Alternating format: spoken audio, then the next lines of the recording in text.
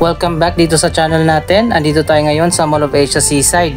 Nabalitaan nga natin na isa sa mga reclamation projects dito sa Manila Bay ang pinayagan na ulit na magsagawa ng dredging at ituloy ang pagtatambak ng lupa at buhangin. Ito ang SM Prime Reclamation Project na nasa likod ng SM Mall of Asia Complex.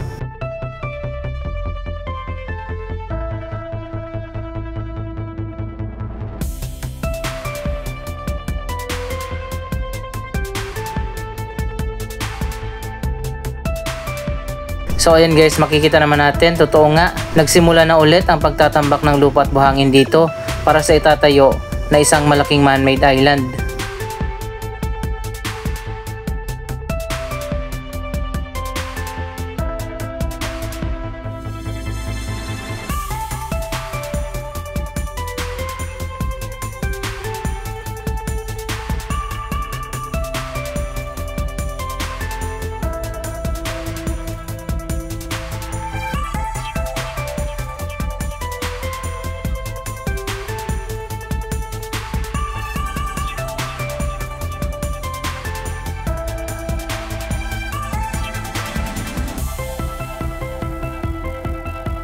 Kung babalikan natin, isa ang SM Prime Reclamation Project sa mga proyekto na napatawan ng suspension at pinatigil muna ng DENR ayon na rin sa utos ng Malacanang.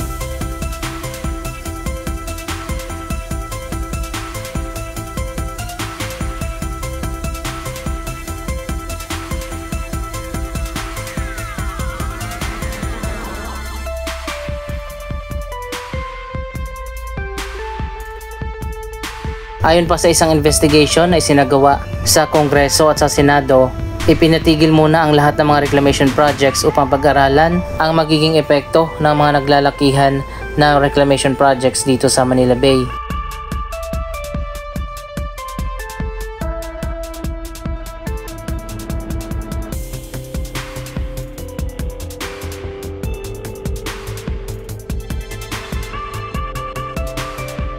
Pag-aaralan pa ng mga expert at mga scientist na kinuha ng DENR ang mga economic at environmental effects ng mga reclamation projects dito sa Manila Bay. Kapag wala namang nakitang violations ang mga developer ng mga reclamation project na ito, saka palang papayagan na ituloy ang kanilang mga proyekto. Pero ito na nga ngayon, muli nang pinayagan ang SM Prime Reclamation na ituloy na ang proyektong itatayo nila dito.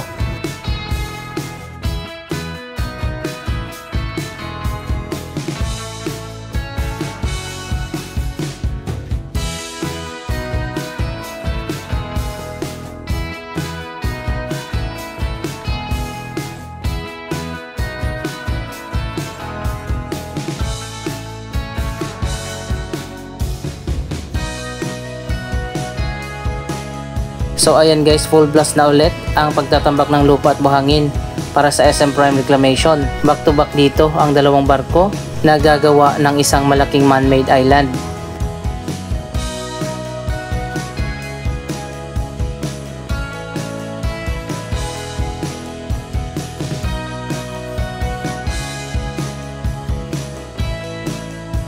Ilang buwan na nga nakaraan ang simula ng pagtatambak dito para sa isang man-made island, ang Island C. Ito ang pinakamalaki sa tatlong island na may lawak na 360 hectares. Ito ay proyekto ng SM Prime na magiging extension ng Mall of Asia Complex.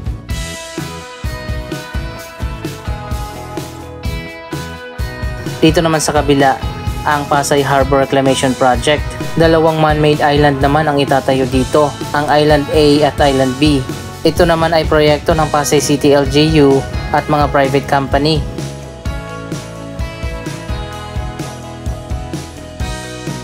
Mas nauna na nga nagsagawa ng dredging activities at pagtatambak ng lupa ang Pasay Harbor Reclamation.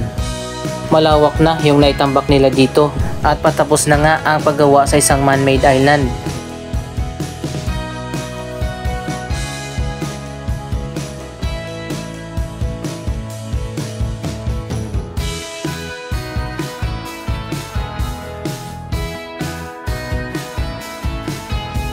Mula dito sa may Mall of Asia hanggang doon sa may CCP Complex. Ganun na kalawak ang naitambak dito para sa Pasay Harbor Reclamation. Ito pa lang yung Island A at yung Island B ay sisimulan pa lang nang inabutan nga ng suspension, kaya naman tigil muna ang dredging at reclamation activities para sa Pasay Harbor.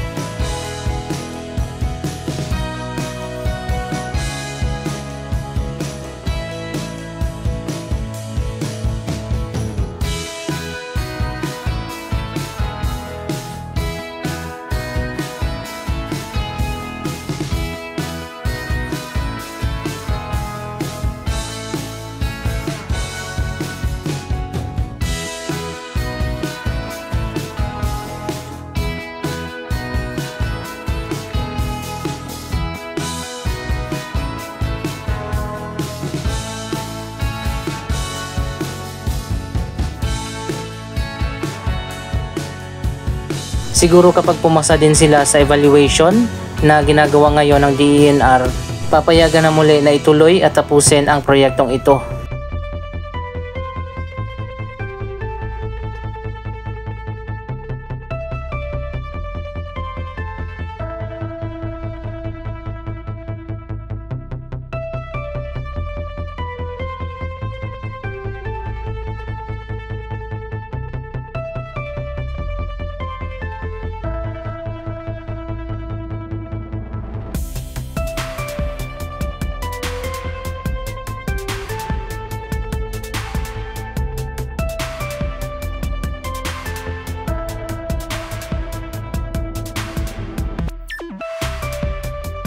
Kaya naman ipinatigil ang lahat ng mga reclamation projects dito sa Manila Bay dahil na rin sa isang investigasyon tungkol sa isang reclamation project ang Manila Waterfront City, isang malawak na reclamation project na itatayo doon sa Manila area sa likod ng Quirino Grandstand. Dahil ito sa iba't ibang mga reklamo sa partnership ng Manila Waterfront City sa isang Chinese company, ang China Communications and Construction Corporation, na magsagawa ng reclamation project dyan sa Manila Bay para sa itatayong Manila Waterfront City.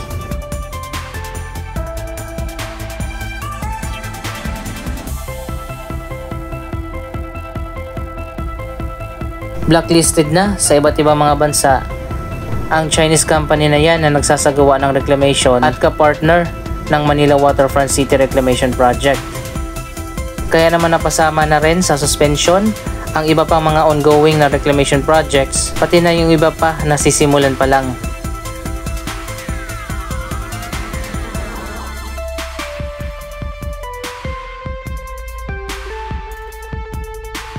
Abangan pa natin sa mga susunod na update kung magre-resume na ba ulit ang Pasay Harbor Reclamation Project na isang proyekto ng Pasay City LGU kapartner ang ilang mga investors at private company.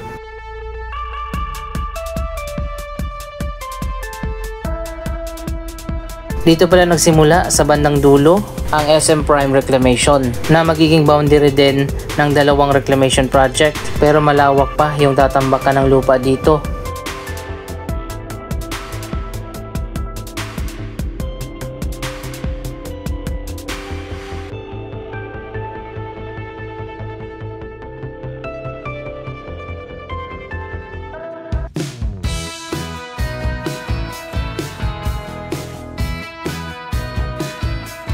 Dito naman sa unahan, itatayo pa lang yung Island B ng Pasay Harbor Reclamation.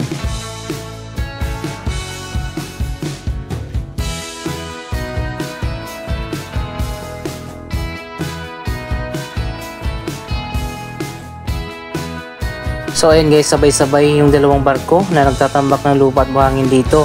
Siguro sa mga susunod na araw, madadagdagan pa yung mga barko na gagawa ng isang malaking island para sa SM Prime Reclamation.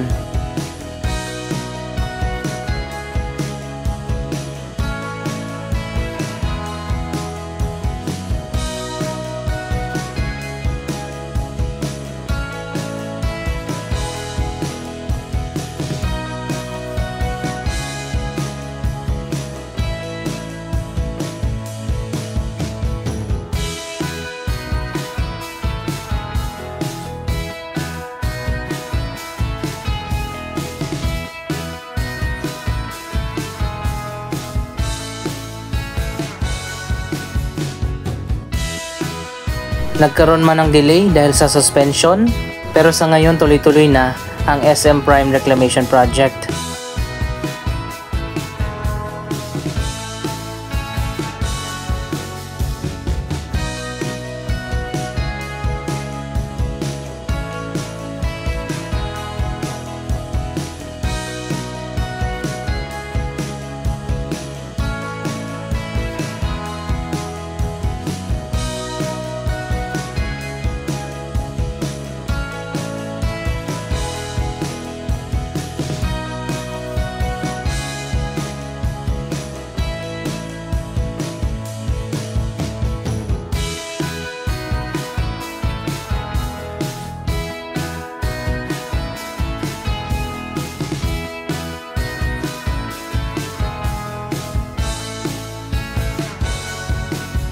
Nagsimula pa noong nakaraang taon ang paghuhukay dito sa ilalim ng dagat sa likod ng SM Mall of Asia Seaside. Mula dito hanggang doon sa mga barko na yon, ganun kalawak yung man-made island na itatayo dito.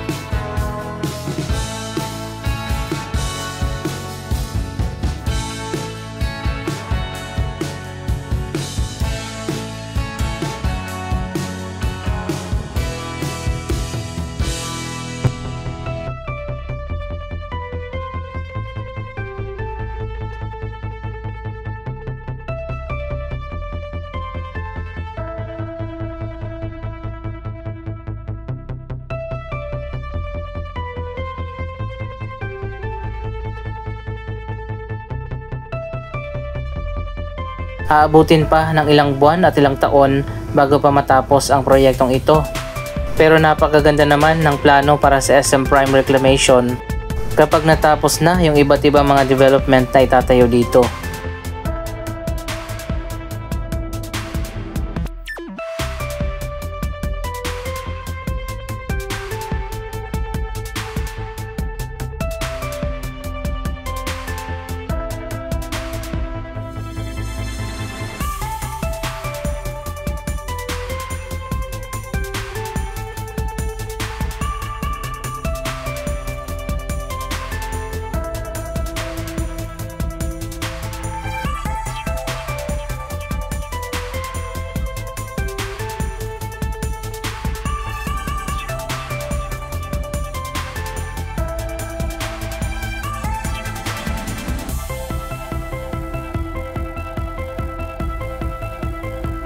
Kapag natapos na ang reclamation project na ginagawa dito, magiging doble na ang lawak ng Mall of Asia Complex.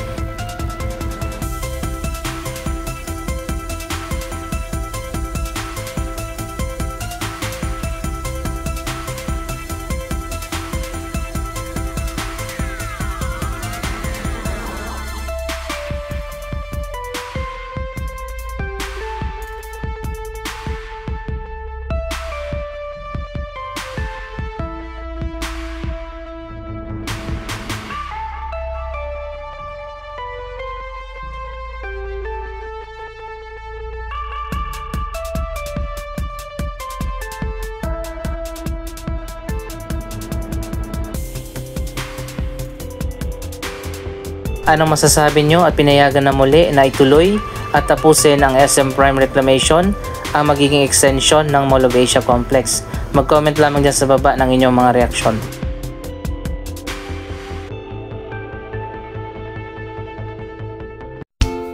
Maraming salamat sa inyong panonood. Don't forget to like, share, comment, at subscribe. Thank you for watching!